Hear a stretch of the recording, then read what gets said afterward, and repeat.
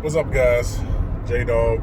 It's been a minute since I posted because there's with everything with the COVID and essential personnel and all that. I've just been working and everything happened with the just political climate and everything. I just didn't want to add to the negativity. There's so much negativity in the world. I just really didn't want to be part of that. But I felt like I wanted to say something. I had to say something just to get it off my chest so I could focus on other things.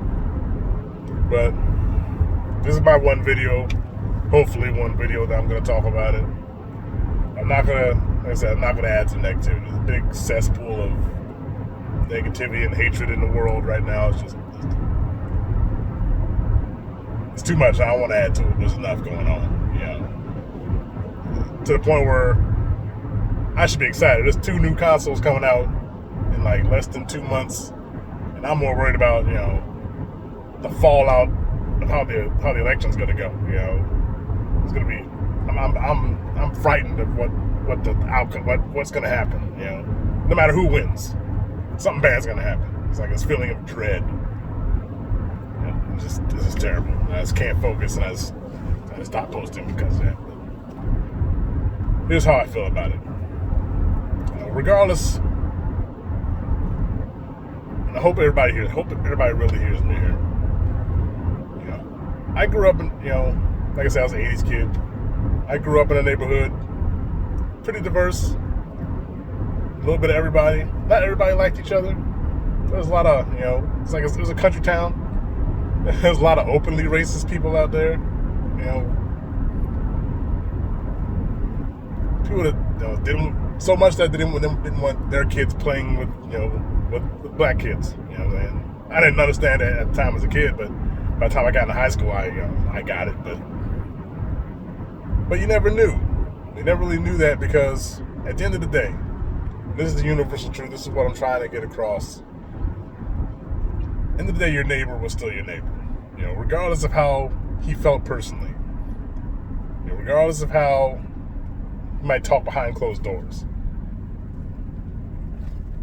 Your neighbor was still your neighbor. Push comes to shove. When shit hits the fan, you always count on that person, on that neighbor, regardless of how you feel about them personally. I could not like somebody, but if somebody was in trouble, I would still be there. I would still have their back. And there's that unspoken language where you knew that about your neighbors. You knew that about people around you. I really don't like that guy, or I don't like that motherfucker because whatever reason. You knew that you had that person's back because you were both human beings. You might not like them personally, but you cared about them as a person. You know what I'm saying? If that makes any sense? Cared about them as a human. Treat people as you want to be treated. That's what I grew up as.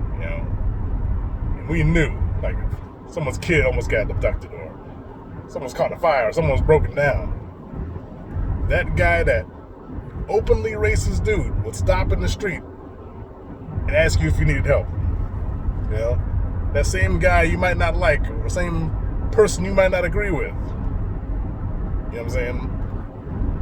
Come to your defense. Somebody was breaking into your house, or house caught on fire, or whatever. You knew basic human decency. And that's where we need to get back to. Your neighbor's still your neighbor. That friend you stopped talking to however many years ago for the most petty of reasons is still your friend. They're still there. They're still there for you, regardless of whether you're talking to them or not. We all love each other to a degree, even if we hate each other.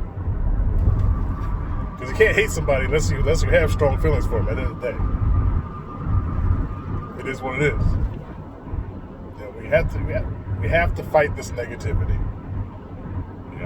They're petty differences. All these differences, whether it's like sexual orientations, color of your skin, who you vote for, what side of the aisle you're on. It's all petty differences that the media and social networks are just churned up into this toxic stew of hatred and divisiveness. We gotta fight that. And the only way to fight that is to start loving each other again. Martin Luther King said it, you know. You can't conquer hate with more hate. Only love can do that. So we have to start loving each other, regardless of, you know, personal opinions on things. That's exactly what it is. It's your personal opinion. Who cares at the end of the day? You know, I have friends I don't agree with, but they're still my friends. You know what I'm saying? I'm not afraid of, you know, open discourse. I'm not afraid to have my ideas challenged. Who wants to live in an echo chamber? You know what I'm saying? This is all stuff that at the end of the day we know in our hearts are true. So to stop buying into it, you know. Part of the reason I was gone is I unplugged. I unplugged from social media. I barely got on Facebook. You know, I refuse to engage Twitter regardless. That place is just I'm not gonna get into that. That's, you know, I'm not trying to be negative, so I'm not getting into that. But you know, we got to start caring about each other again. You know, you see somebody on the road needs help them. You know, see somebody struggling to put their groceries in offer help. Open the door, hold the door for somebody. You know, wave to your police officer, to your local police officer. You know, I don't have the best relationship with police. You know what I'm saying? But end of the day, if something's happening to me, I want them there.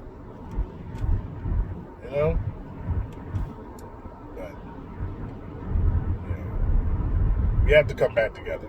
You know, the powers that be, whoever you believe those powers to be, and whoever you're thinking it is, it doesn't matter who it is. Whoever you're thinking, he's probably part of it, or they're probably part of it. You know, a divisive nation is a vulnerable nation, a distracted nation. You know, they want us distracted so they can do whatever they want to do behind the scenes, and we got to come together on our own. Stop waiting for, you know, whoever to do it for us. You know, we as a people need to come together and take care of each other again. End of the day, that's all I really have to say on the subject. You know, your friends are still your friends. Your family's still your family.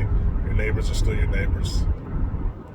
Strangers, even strangers, if you don't know them, you don't know they're good people, you don't know they're bad people. So assume they're all right until they give you a reason to say otherwise. We have to stop the negativity. We have to come together as a people again. You know, America's not perfect. It never was. But it's still, in my opinion, the greatest country in the world, and I would never want to live anywhere else. Ever. It's not even close. In spite of its flaws. And there are plenty of flaws. But we love this country, no matter what side of the aisle you're on. We need to bring this country back to where it was. You know, only people can, no government body or individual can do that for us. We have to do that as a people. So, love y'all. You know, love each other. We got to get back together. Have a good one.